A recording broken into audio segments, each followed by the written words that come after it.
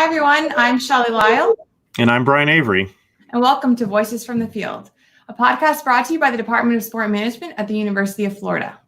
This podcast was created to share the career journeys of sport industry professionals. Our hope is that you learn the ins and outs of different sport industry professions.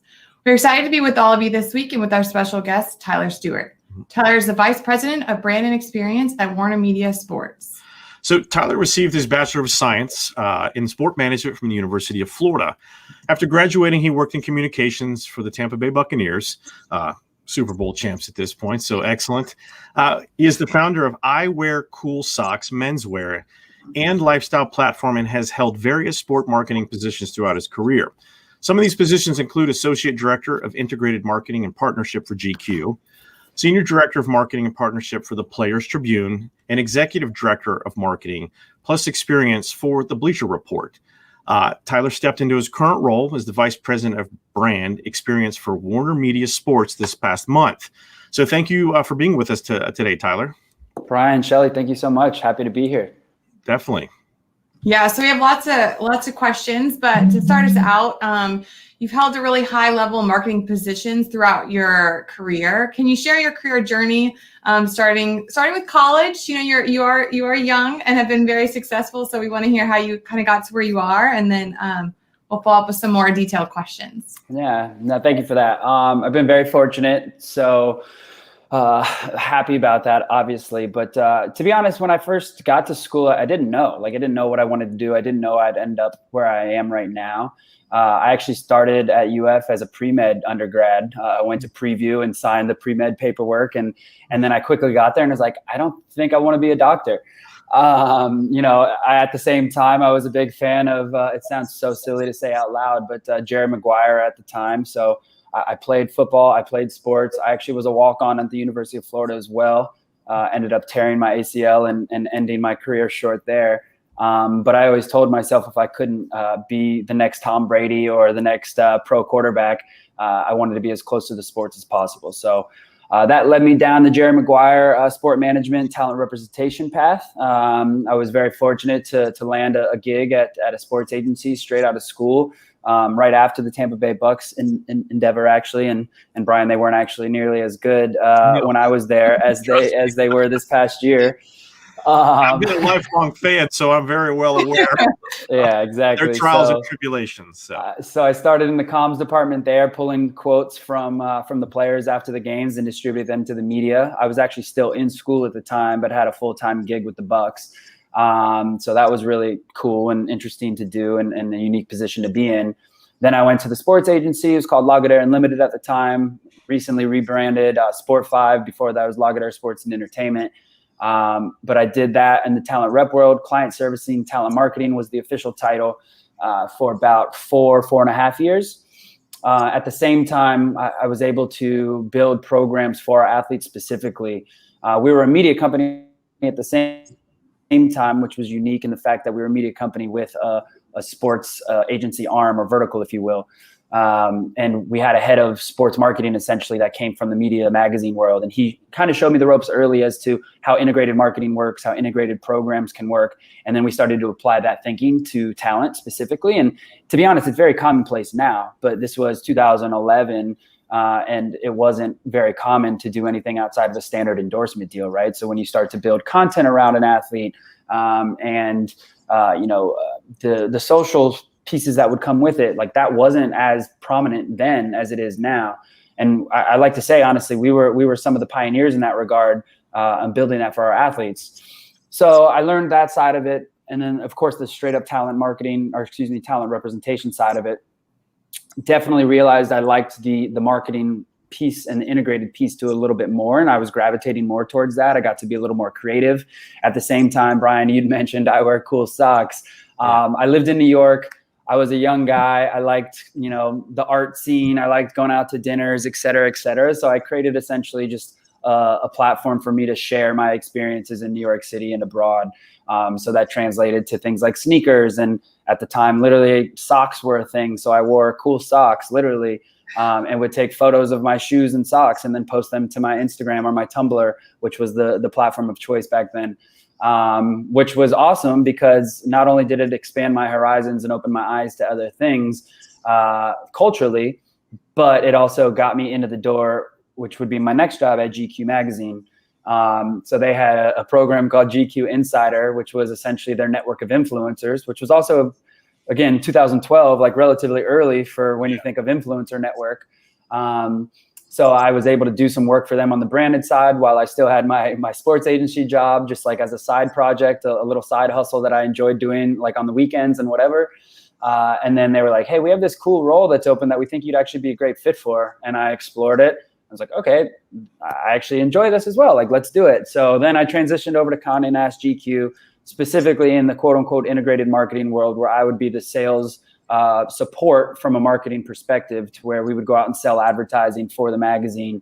And I would be the ones building those programs and executing those programs. So it was quite the pivot, to be honest, but it was a natural progression when you walk through it the way I kind of just did. Right. And I still had the talent exposure. I still had the sports exposure. GQ was very much of the, within the cultural landscape, I should say, with a fashion and style skew. So I did that for a few years, really enjoyed it, but also as a grind. And I just got a little burnt out. And then I got approached by an old colleague who had left GQ, and they had started working at a company called the Players Tribune, which, if you guys aren't familiar, is Derek Jeter's sports media startup, where the athletes tell their stories directly to the fans.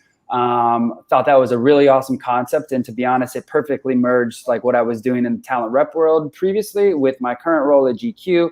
You smush them together, you get the Players Tribune. So taking sports and media and then working in sports media sounds like a great fit, right? So I did that for a few years. Startup world was crazy. We were venture funded. It was really cool. It was a great learning experience. And then again, another case of it kind of coming full circle. One of my previous bosses at GQ had started at Bleacher Report, asked me to come help them out.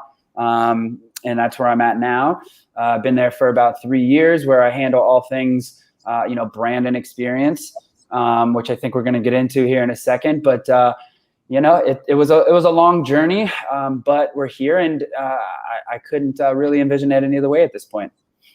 Yeah, no, on paper, you wonder, it's like, how does all those dots get connected? But the most logical explanation was just provided of ever. So it makes complete sense at this point. And I wear cool socks too, so I can sympathize. But I never had the bright idea to have an Instagram or a Tumblr at the time to share that with people. So yeah, and it was crazy too, because like I said, I kind of laugh it off at this point, but I actually owe a lot to that effort. Of course. Bloggers and influencers at this point, I would never consider myself either of those things. But at the time, it was, like I said, simply an outlet for me to express myself creatively. And then it actually manifested into an opportunity. Once I capitalized on that opportunity, I kind of let it fizzle out. And, now the website / blog, for lack of a better term, is now defunct.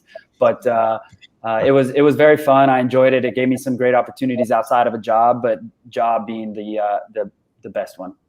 Gotcha. Yeah, and I think that's so helpful and applicable for our students, because they, even athletes, name, image, likeness is just around the corner. I mean, that's kind of what you were doing, is creating your own branding and style. So it definitely makes sense. And I think for our current students, they're going to be, they can be using that as an outlet to show their style and their creativity. And I do think, businesses aren't just looking at resumes, like what else can you offer? And, from the graphic side to the branding side. So yep. Yeah, I think you are like ahead of the time. I feel like you're like one step ahead of all these. Isn't that the goal, right? Don't we want to be one step ahead always? Yeah, it makes sense, right? You have those jobs for a reason. I think Tyler's setting trends. So whatever Tyler's doing, maybe you should follow suit at this point. Trend setting is not an easy thing, guys. I would never consider myself a trendsetter either, but sometimes I can at least try to be on the curve, maybe not ahead of it. Gotcha. No, and I was like, do you ever sleep? Like, what you have, Yeah. Sometimes. Years, like, a lot going on. Okay, so in your current role, what are your daily duties, the functions and responsibilities you have? And then tell us a little bit what you love about your job and maybe some of the challenges. Totally.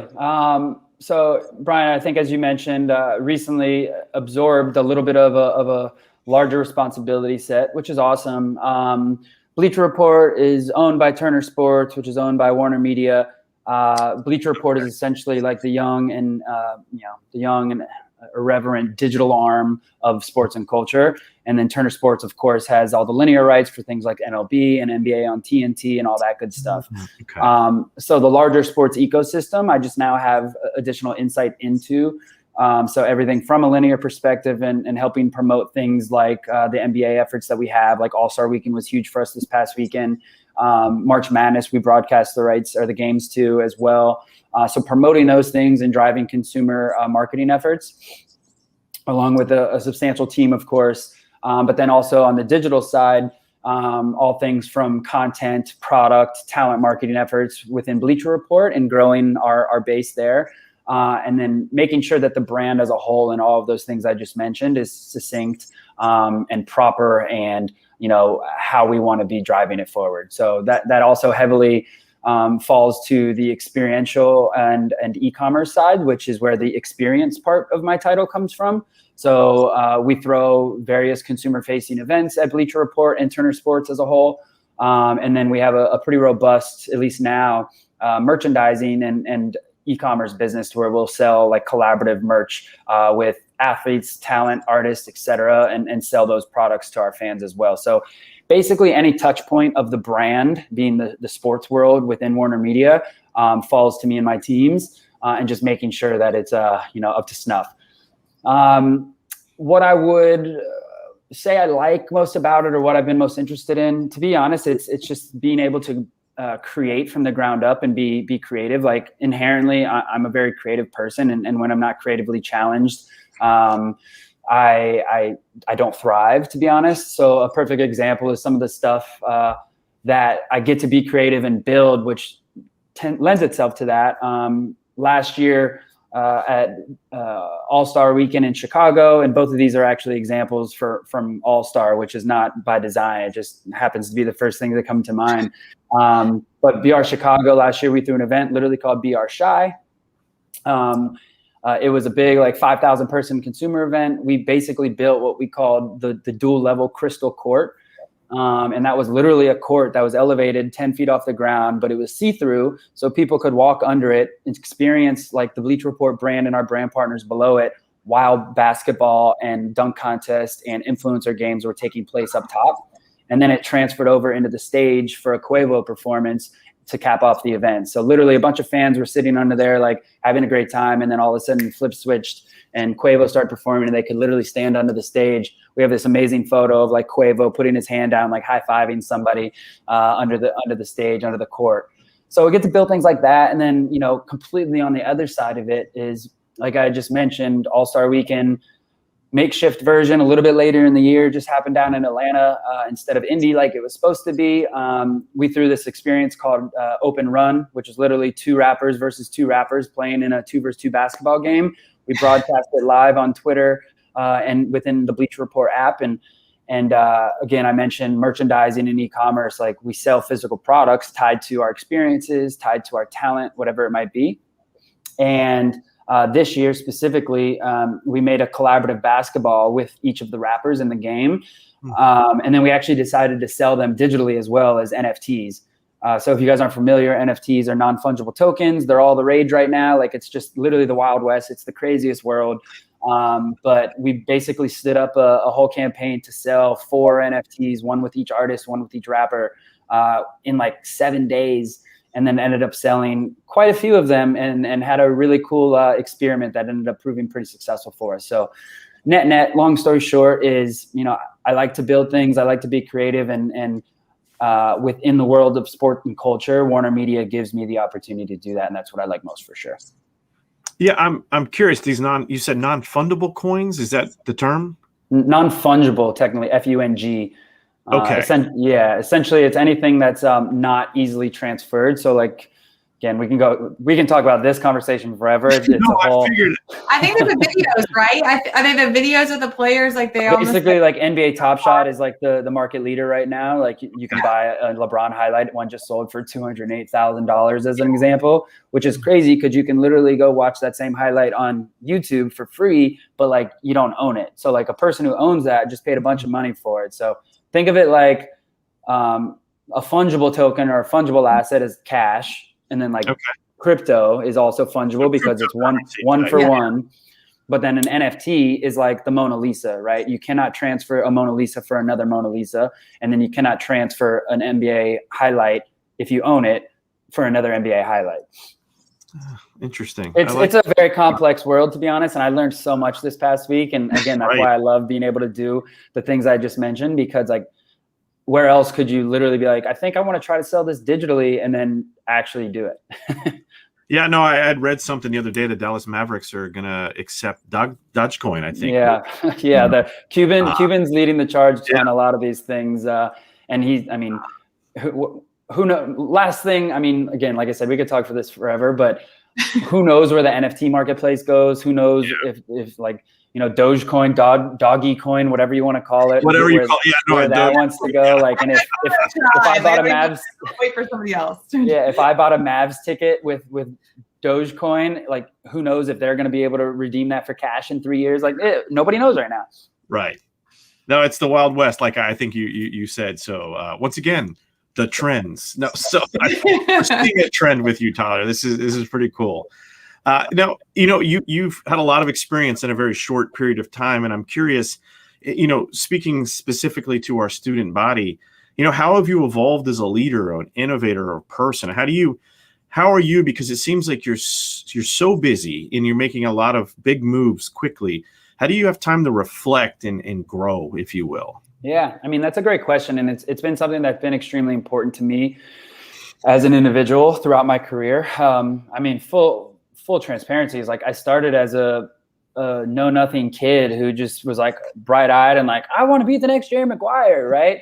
And quickly had to realize that like that's just not the way the world works, and definitely have evolved and grown quite a bit, not only from a professional level, but a personal level for sure as well, right? So I think, I've been very fortunate. I'll say this a lot because I truly feel it, but in my career to be surrounded by like really smart, creative and driven people, and they've definitely helped along the way from progression and an evolution standpoint. So I think, kind of hitting on the verticals I guess you asked about is like leadership's always been really important to me. I've had very good leaders and I've always tried to embody myself or like my actions off of them and what I've seen, right? So I think I'm just very curious in general and try to read a lot. So, one thing that there's this book called Radical Candor by Kim Scott. And from a leadership perspective, she says, like, care personally and challenge directly. And I think that's a really succinct and well put way of like the way I try to model my leadership efforts and how I've evolved from, again, being this wide-eyed, like know nothing kid to managing teams and businesses and budgets and all of that good stuff. So you got to just be able to have the human conversations with people and care about them personally, but also challenge not only yourself, but them directly as well. So I definitely, from that point A to point B in that regard, has been a long process, but it's been something that's been pretty fruitful.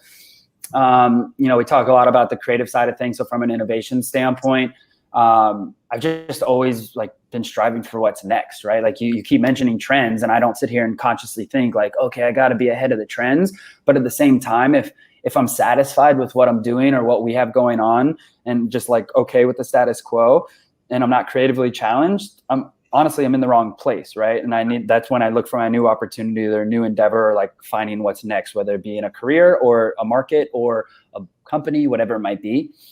And then just as a person, like I mentioned, that's vitally important to me as well, because I can sit here and be the best quote unquote professional that you would want to be. But if you're not developing as a human, as a person in general, you're doing something wrong.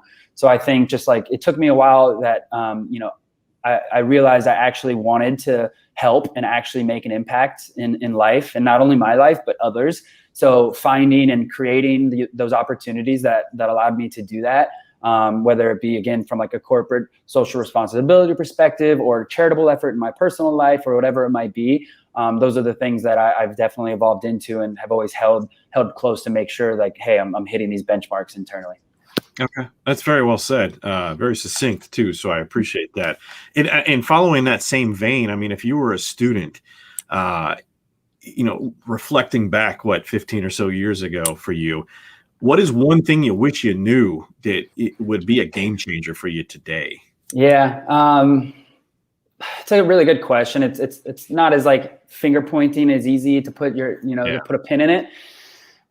Specifically with my world and my role and the progression that I kind of talked to you guys through, I think it's more so like everybody's got this, again, like the bright-eyed, like young kid, like, oh, sports is sexy. Like sports is so cool. It's not. It is. And sports at the end of the day is really, really fun. But it's not always as glamorous as it seems, right? And I think you can say this for any profession, but especially in sports and entertainment.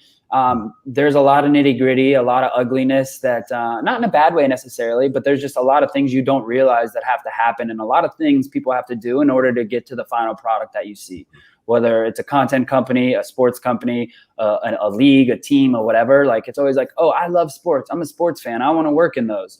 And that's true, but like, that doesn't always, it's not one-to-one, like it's not transferable, right? So I guess most succinctly, it's sports is not as glamorous as it seems. And like the quicker you can realize that, the quicker I could have realized that, it would have, probably just saved a little bit of heartache along the way.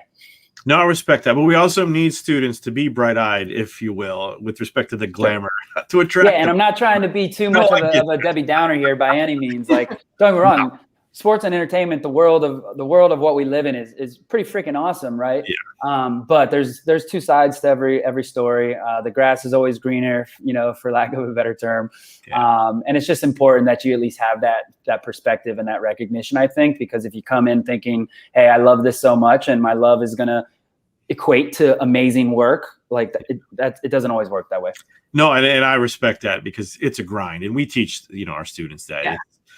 90-hour weeks in some instances. It's road warrior status. Until I decided to go into academia, it was, 280 days on the road. And I worked in the live entertainment event side of things. So I get what you're saying. Sports is nights and weekends and holidays. Like that was the first thing I learned. That's right. Yeah. When everyone else is enjoying their time off, you're working. So yeah. And then when you love to watch the game and you're like, oh wait, I don't actually get to watch it because I have to work it. Like that's a big difference. Absolutely. That's a great point, Tyler. Thank you.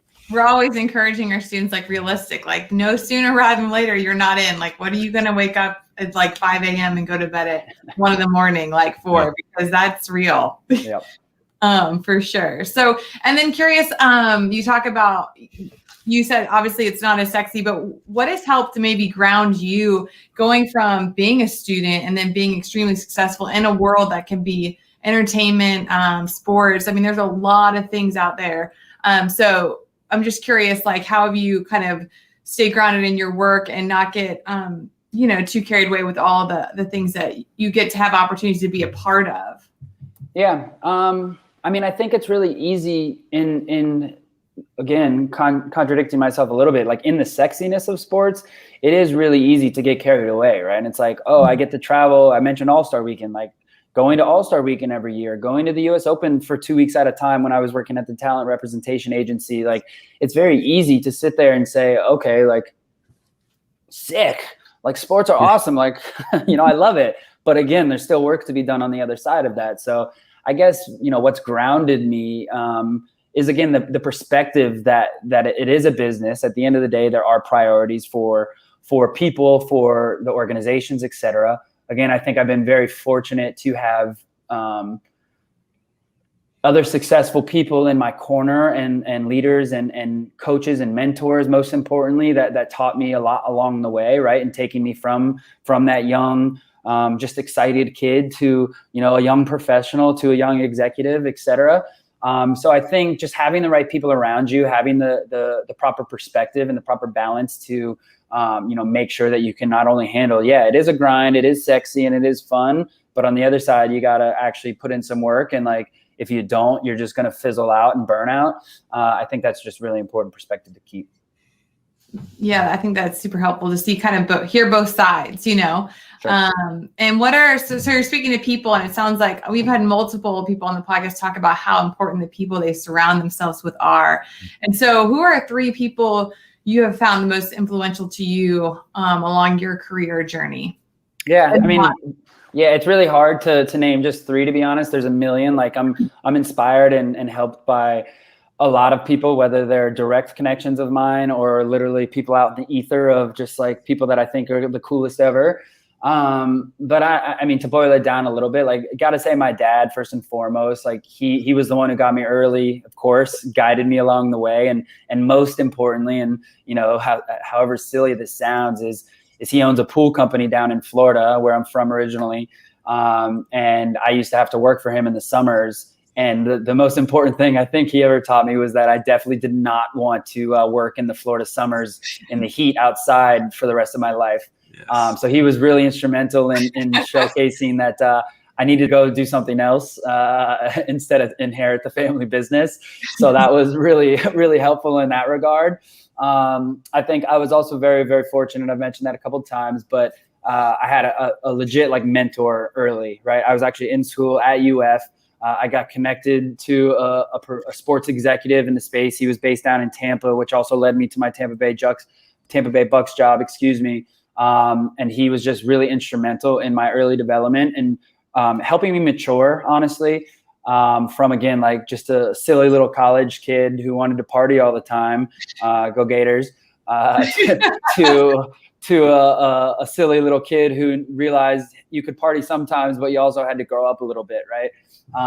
And then, he helped me navigate like the intricacies of working into the first job and, how I had to prioritize things differently and make sure that I actually was putting work on a level that I needed to pay attention to in order to get where I wanted to be. So he's definitely, top 3 for sure. And then I guess another one would be my current boss, just because, again, like there's levels to it all, right? Like, my dad led me into the mentor. My mentor led me into my boss. And he was actually my boss while I was at GQ, and he's actually my boss again now. He's the one I referenced earlier as to who brought me to Bleacher Report in the first place. But I think it's always something good to be said when you can work with somebody and you enjoyed it and it was so beneficial that you wanted to do it again, right? So I think from him, I just got a lot of opportunity and was exposed to a lot more, and he really helped me evolve and develop as not only a employee, but a leader and executive as well, and giving me the opportunities to take the autonomy and take the ownership of the things that he knew I could handle in order to get to the places I wanted to get. So again, I'm no one and I'm nowhere if I didn't have the people and the support around me. So, big kudos to all of them over and over and over.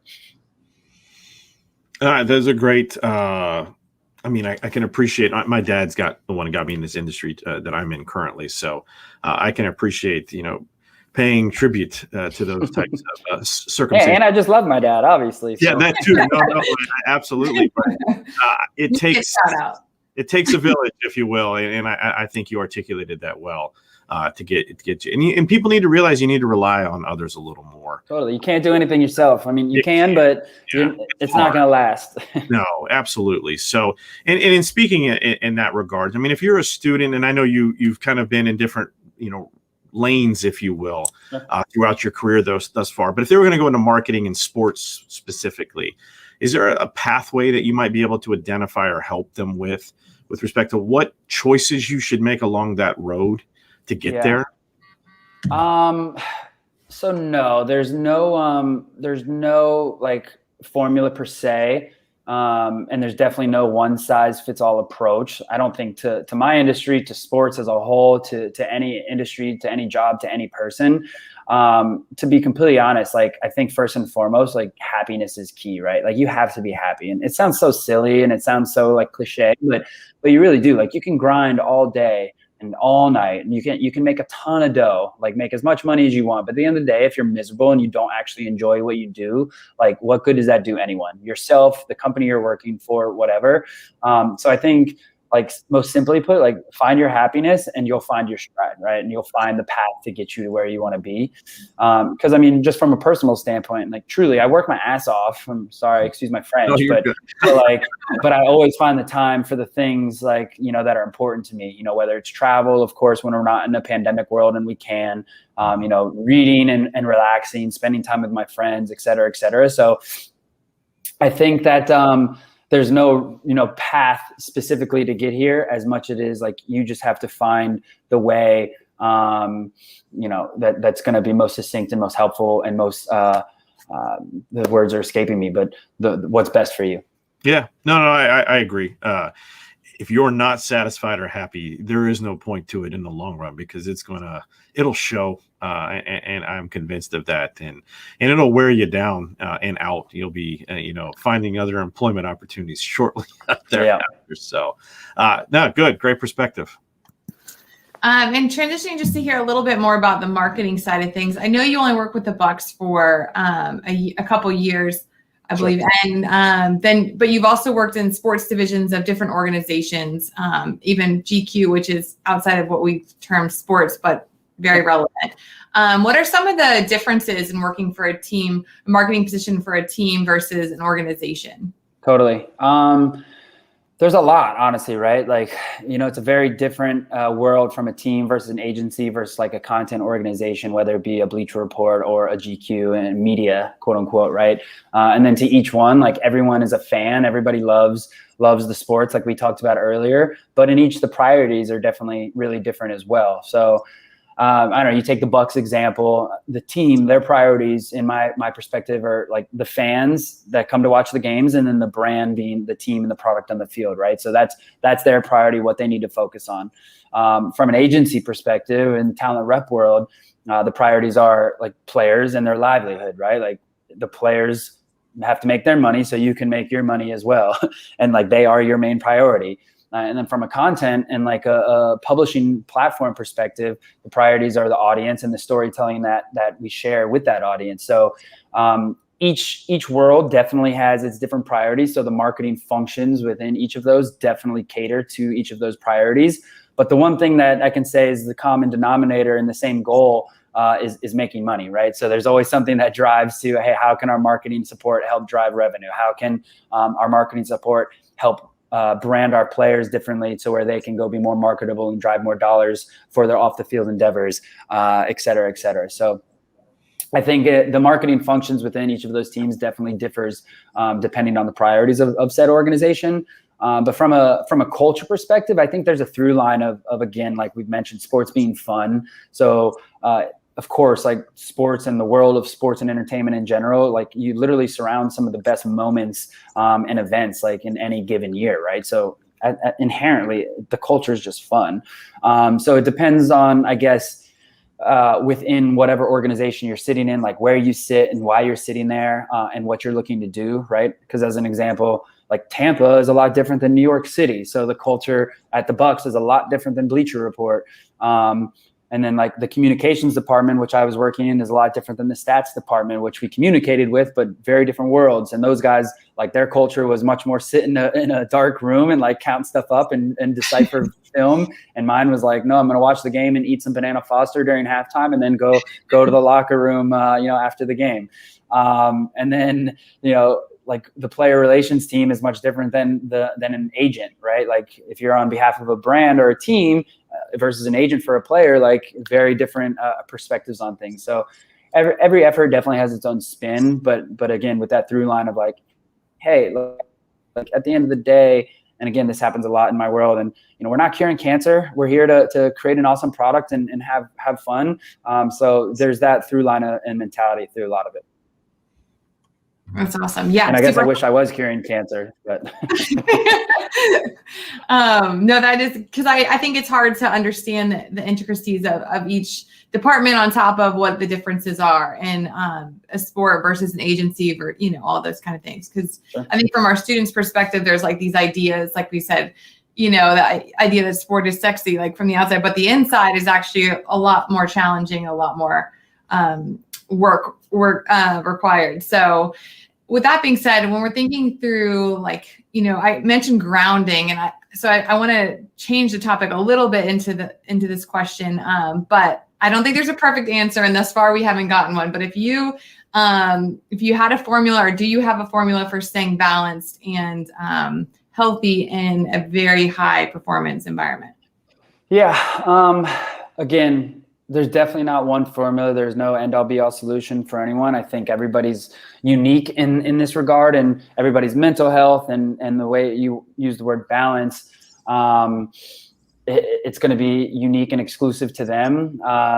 Happiness goes back into it for sure, but I think more so you have to find your drive, right? You have to find what motivates you. You have to find what keeps you sane, to be completely honest with you. Like, I meditate, I have a regular workout routine, all that good stuff. So again, as we talked about at the very beginning of the chat, like, sports is nights, holidays, and weekends. Like, there's no getting around it. Like, when everybody else is sitting at home on their couch eating turkey, like, you're going to be involved in something, some way, shape, or form, right? And that's what you're signing up for.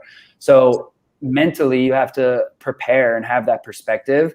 And then you have to do what you need to do from a physical and a mental standpoint in order to make sure you can do that at the highest level. So again, for me, like I said, I work my ass off, but it's much more finding the time to do the things that I know I need to do in order to keep that sanity and keep that balance, which, again, if it's working out, sure. If it's meditating, sure. If it's, taking a break and like blocking off a half day of my calendar to make sure I can't have a meeting because I'm just like tired and I didn't sleep well, whatever. You just have to find what that is, but there's no simple solution. Everybody's different. Fortunately for me, like, I'm a relatively level-headed person. I have a strong mental health, I like to think, at least. Ask some of my friends, they might tell you differently.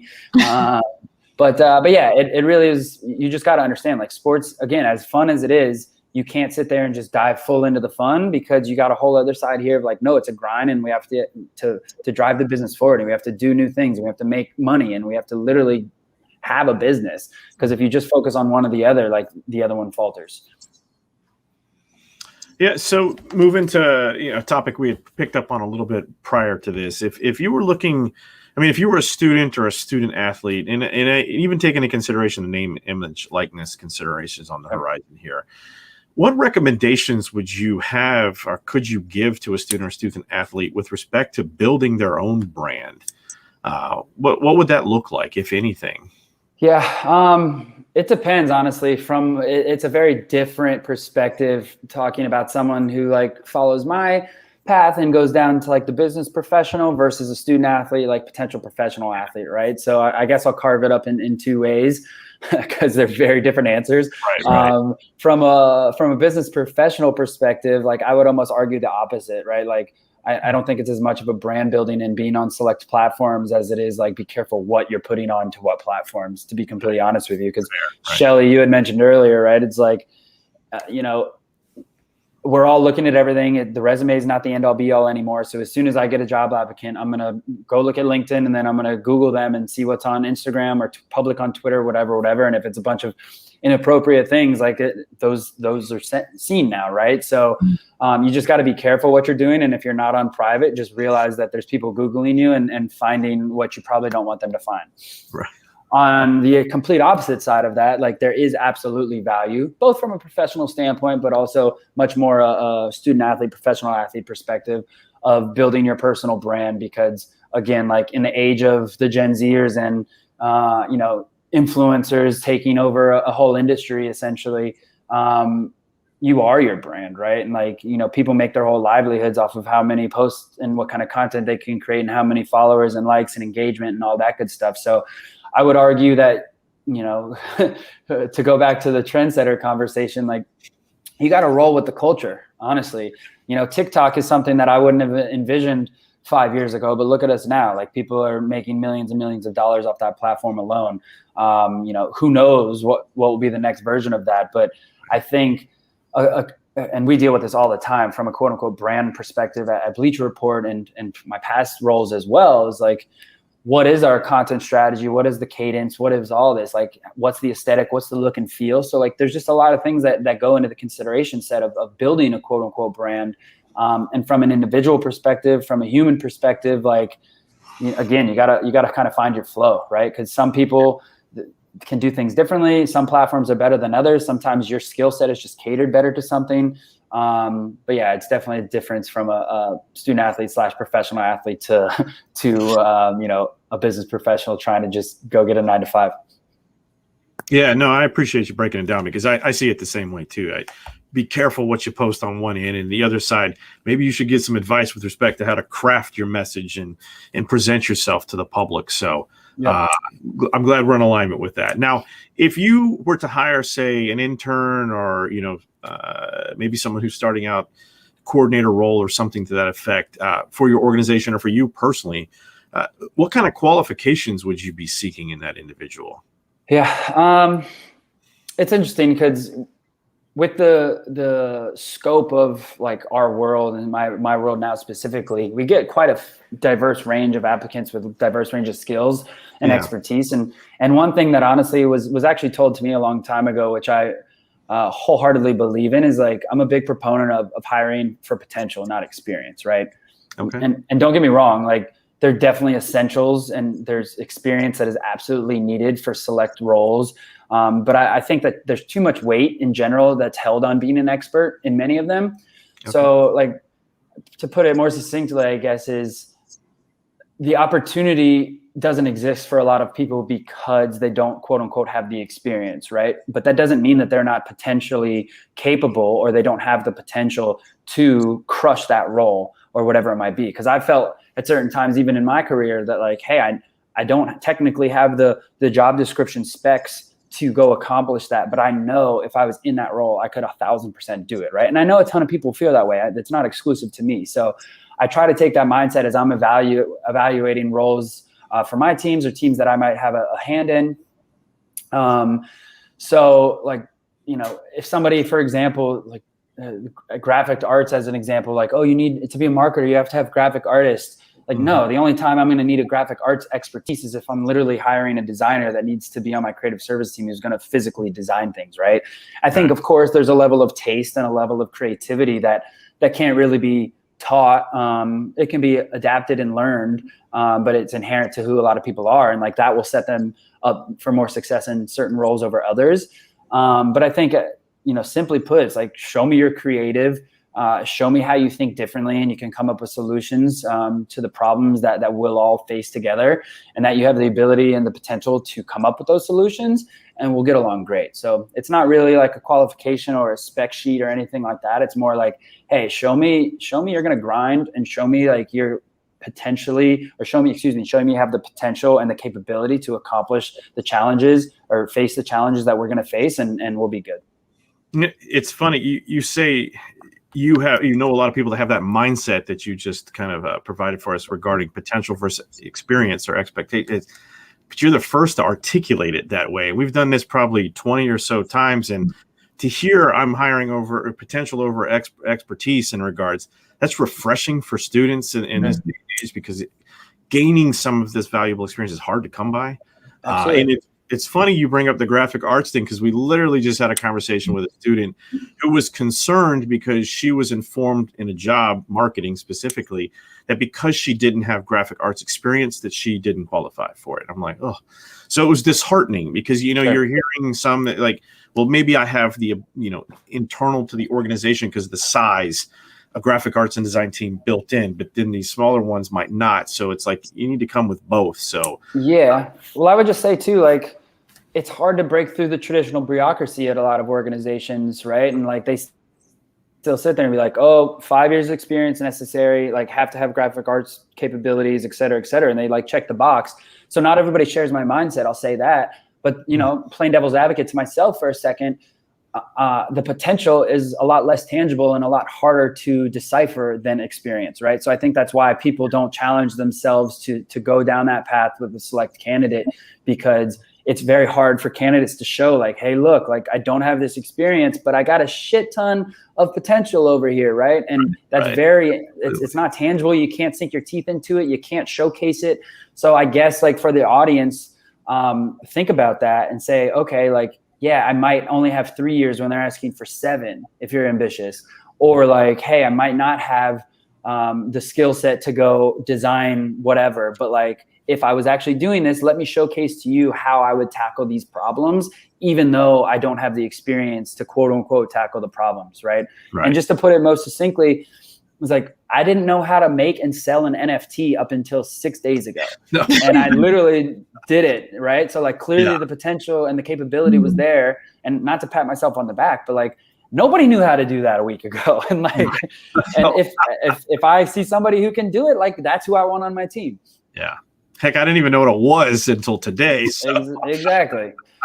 Well, I think it speaks to the ability to build relationships and network too, though, right? So then people who do believe in you, know you, or can back you on potential when your resume or your years of experience can't, and the impressions students will make as interns and in their first jobs as well.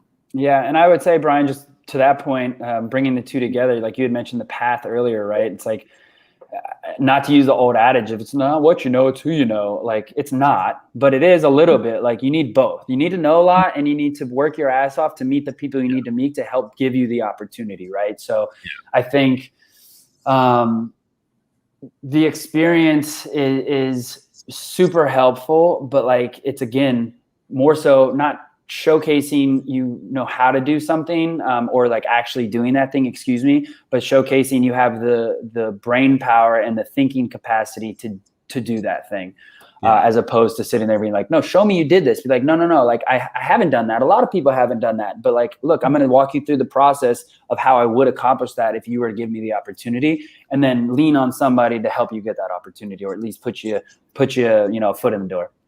Okay. No, I love that. And it brings hope to a lot of people, obviously. So I really appreciate that insight. And with that said, how can our listeners, students specifically, that might have an interest in what you're doing, connect with you online in some capacity? I'm most active on LinkedIn from a professional standpoint, honestly. So it's just Tyler Stewart, WarnerMedia. You can search me. I believe it'll pop up. Connect with me on there. I'm pretty active. I try to post cool things that we got going on, and I'm pretty responsive in the messages as well. So open to hearing anyone out and having a chat for sure. Okay. That's awesome. I really appreciate you offering that. So thank you. So now with that said, on Voices from the Field, we also like to have a little fun aside from the questions that we have pelted you with. And we've got this rapid fire Q&A that we do that's chock full of, if you will, lighthearted questions. So with that said, Shelley, if you want to take the rein or wheel on this. Yeah. Okay. So 1 minute fire away questions. So we have more questions. Yes. We're going to see how many you can get in 1 minute, and whatever comes to mind. And if you want to pass, you can pass. So, Are we ready? We're super ready? I'm very ready. Here we go. Okay. First job. I mentioned it. My dad's pool company. LinkedIn or Twitter? Used to be Twitter, now LinkedIn. What's the worst haircut you've ever had? Oh, man. When I first moved to the city, there was a spot called the Blind Barber, and I went to an event, and it was a free 10-minute haircut, and the guy was just breezing through it and literally like chopped my whole hair off. And my friends made fun of me and said, like, was the barber actually blind? But then fun fact, I actually kept going to them after that. And he's like one of my best friends and like therapist, and he's still my barber today. So that's fantastic. Nice. Favorite time of the day? I don't know, like sunset time. Like it's kind of like right now, like I can chill, work is ending. I read a book on the couch, out on the balcony, whatever works. Nice. And when you were little, what did you want to be when you grew up? Quarterback, professional quarterback. Classic. Name 2 daily habits. Oh man, meditate and work out.